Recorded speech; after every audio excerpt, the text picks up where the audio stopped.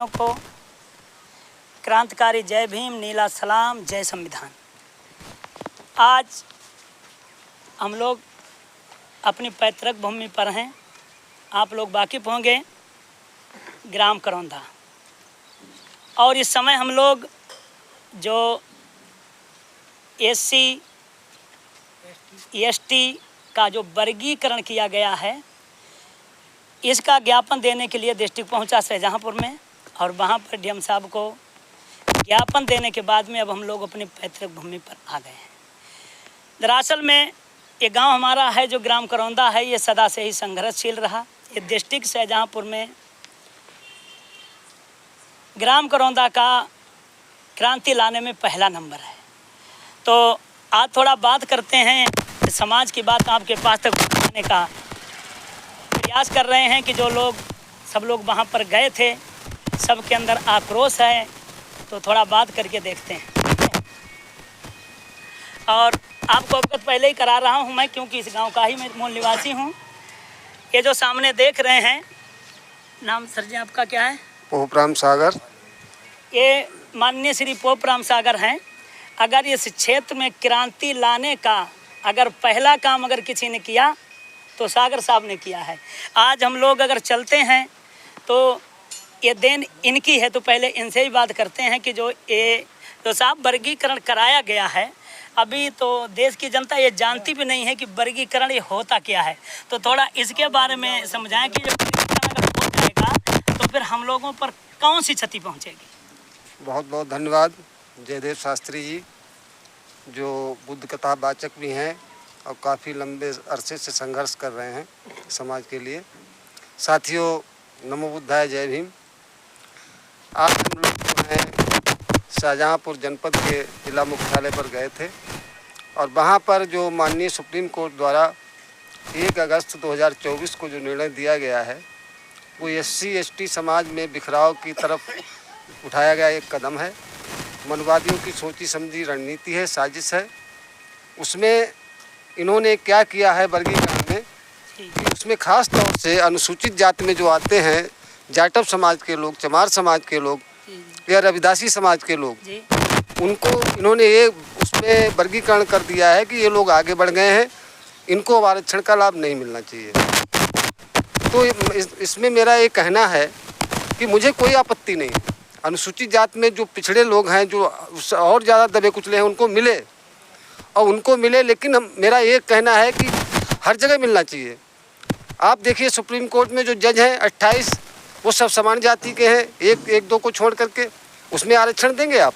उसमें ये बताओ, वो भी तो आगे बढ़ गए हैं, मनवादी लोग आगे बढ़ गए हैं। उनके दादा सुप्रीम कोर्ट के जज रहे हैं, उनके पुत्र सुप्रीम कोर्ट के जज रहे हैं, फिर नाती जज हैं, यानी सारे के सारे वही ब्राह्मणवादी व्यवस्था के लोग सब जज बनते चले आ रहे हैं। जी, तो एक बात और मैंने सुनी है कि ये जो फैसला लिया था, ये इसमें 6 जज शामिल हैं, उसमें एक SC वर्ग का है, और वो भी मतलब वो बहुजन का समर्थन नहीं कर रहा है, वो भी उनके लोगों में। तो उसके बारे में क्या कहेंगे? देखिए, कोई ज़रूरी नहीं है कि जो बहुजन समाज से संबंध रखता है वो बहुजन का ही आदमी हो। जी।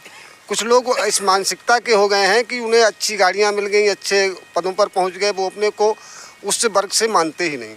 जहाँ तक मैंने थोड़ा बहुत आकलन किया है, देखा है, समाज में चलता फिरता रहता हूँ, मैंने देखा है बहुत से लोग SC समाज के ब्राह्मण से शादी कर लिए, ब्राह्मणी से शादी कर लिए, ठकुराइन से शादी कर लिए। तो उनकी मानसिकता, क्योंकि मैंने एक जगह देखा था, एक प्रोग्राम में एक सेमिनार लगा था SC ST के उद्धार के लिए, बुद्ध कथा का भी आयोजन था वहाँ पर। तो वहाँ पर ये देखा गया कि एक DM साहब वहाँ बैठे थे, उन्होंने कहा मैं SC समाज का हूँ, मैंने जो है एक ब्राह्मण से शादी की है। जी। और बाबा साहब ने ब्राह्मण से शादी की है। तो मैं उनके पद चिन्हों पर चल रहा हूँ। लेकिन वहाँ पर हमारे एक बुद्धिजीवी भंते जी थे, उन्होंने ये बताइए, आपके हाथ में तो ये कलेवा बंधा हुआ है, आप कैसे का नाम अम्बेडकरवादी हो सकते हैं? बाबा साहब ने जो ब्राह्मणी से शादी की थी, तो बाबा साहब जो थे उसको बौद्ध धर्म स्वीकार करवाया था, तब उन्होंने अपनाया था। लेकिन आप उनके रंग में रंग गए, तो आप कैसे का नाम बौद्धिस्ट हो गए, कैसे का नाम बाबा साहब के विचारों को पालन करने वाले हो गए? दूसरी चीज़ एक और है कि मुझे कोई आपत्ति नहीं, वाल्मीकि समाज जो है उसको आरक्षण देने की, इसको काट के बात की हो रही है, अच्छी बात है, उसको आगे बढ़ने का मौका मिलना चाहिए। हमारे भाई हैं वो, और उनको भी मौका मिलना चाहिए, लेकिन केवल आप आरक्षण का लाभ देकर के उनको मौका दे रहे हैं, ये मुझे समझ से बाहर आ रहा है। आप अगर हर गांव में चिन्हित करिए, सर्वे करा लीजिए, एक एक वाल्मीकि समाज का बच्चा केंद्रीय विद्यालय में ले जाइए, केंद्रीय में उस लायक तो बनाइए उन्हें। आप देख रहे होंगे, आप सभी लोग यहाँ पर खड़े हैं, आप वाल्मीकि समाज के लोगों का सर्वे करा लीजिए अभी, तो शायद मेरी समझ से यहाँ से बरखेड़ा है, रतनपुर है, जौराभूड़ है, तमाम ये बिनौरा है, शायद एक बच्चा 8वां पास या हाई स्कूल नहीं मिलेगा वाल्मीकि समाज का। आप कैसे आरक्षण उनको देंगे? इसका मतलब आप जो है उनको धोखा दे रहे हैं। हमारा भी काट देंगे, उनको भी धोखा दे रहे हैं। उन्हें देना ही नहीं चाहते, उन्हें देना चाह कहने के लिए देंगे, उसके बाद में बस बराबर कर देंगे। हाँ, यही सोच। आप ये बताइए, डीएम बनने के लिए ग्रेजुएशन की होना कंपलसरी है, अभियंता बनने के लिए ग्रेजुएशन होना, बीटेक एमटेक होना जरूरी है। क्या ये डिग्रियां पहले आपने उनको प्राप्त करवाई? आप उनको नॉट सुटेबल करके उसको रद्दी की टोकरी में डाल देंगे, उनको जाने ही नहीं देंगे, और उसके बाद आप वैकेंट छोड़ देंगे सीटें, वैकेंट के बाद 3 बार उसको कॉल करेंगे, 3 के बाद आप जनरल में डाल देंगे उसको, और जनरल में खुद यही सब भर जाएंगे। तो एक सोची समझी रणनीति है, ये सोची समझी साजिश के तहत इन्होंने ऐसा किया है। एससी समाज का इससे भला नहीं होना है, वाल्मीकि समाज का भी नहीं भला होना है। और ये समाज जो है, मैं दावे के साथ कहता हूँ, मैंने आंकड़े कुछ जुटाए हैं, मैंने देखा है इस पूरे देश में लगभग 8 से 10 करोड़ जाटव समाज है, चमार समाज है, 85 लाख वाल्मीकि समाज है, 22% के टोटल आरक्षण है, 22.5 एससी और एसटी का। तो एससी एसटी का 22.5% जो रिजर्वेशन है, उसमें आबादी के हिसाब से चलिए बांट दीजिए, हमें कोई दिक्कत नहीं। सही है।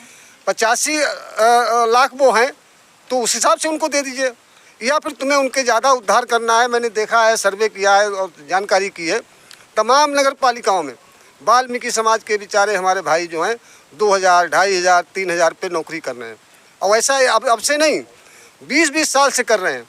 आपको उनकी अगर ज़्यादा हमदर्दी है, उनसे ज़्यादा उनको आगे बढ़ाना चाहते हैं, उनको परमानेंट जॉब दीजिए, उनको परमानेंट कीजिए। क्यों उनको 2000 पे गटर साफ़ करवा रहे हैं, 2000 में गटर नालियाँ साफ़ करवा रहे हैं? तो आप एक तरफ तो उनको दोहन कर रहे हैं, एक तरफ ये असल में है क्या, पूरी साजिश क्या है? बाबा साहब ने जब अध्ययन किया था, उस समय संघर्ष किया था, और काफ़ी पढ़ने लिखने के बाद तमाम वेदों का, पुराणों का और तमाम सामाजिक ज्ञान जब अर्जित किया, तब उन्होंने देखा कि पिछड़ने का कारण क्या है हमारा। तो उन्होंने पाया कि हम 6743 टुकड़ों में बटे हुए हैं, 6743 जातियों में बटे हुए हैं, और 6743 जातियों को हमें कैसे इकट्ठा करना है। तो उन्हें जब संविधान बना, पहले तो ये कांग्रेस के और बीजेपी मनवादी लोग उनको संविधान सभा में ही नहीं आने देना चाहते थे, लेकिन काफ़ी प्रयास करने के बाद और जोगेंद्रनाथ मंडल वगैरह ने वहाँ पर कलकत्ता से, खुल्ला जयसुर से उनको बाकायदा चुनकर भिजवाया, तब जाकर वो संविधान सभा में शामिल हुए। संविधान सभा में शामिल हुए, उन्हें मौका मिला, तब उन्होंने देखा इसको इकट्ठा करने की बहुत अच्छी तरकीब है उनके पास।